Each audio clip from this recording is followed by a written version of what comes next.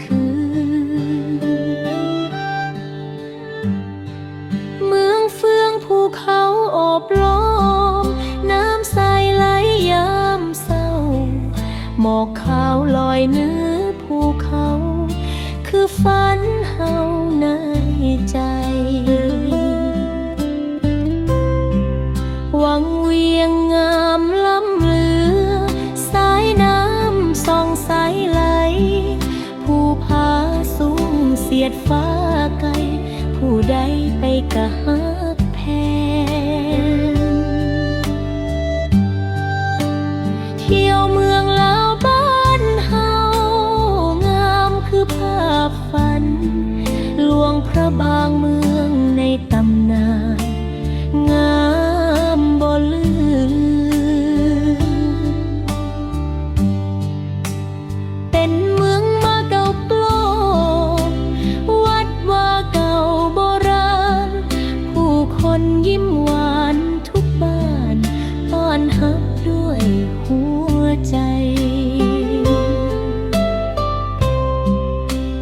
หลวงพระบางยามแลงแสงไฟส่องหิมของเสียงระฆังวัดดังโยงให้ใจสงบงามงามย่างตลาดยามค่ำคืนฟังเสียงคนยิ้มทักเมืองลาวอบอุ่นฮักบอกเคยลืมผู้มาเที่ยวเมืองลาวบ้านเฮางามคือภาพฝันภูเขาแม่น้ำผูกพันให้ใจคิดฮอดไปแล้วอยากไปอีกเมืองงา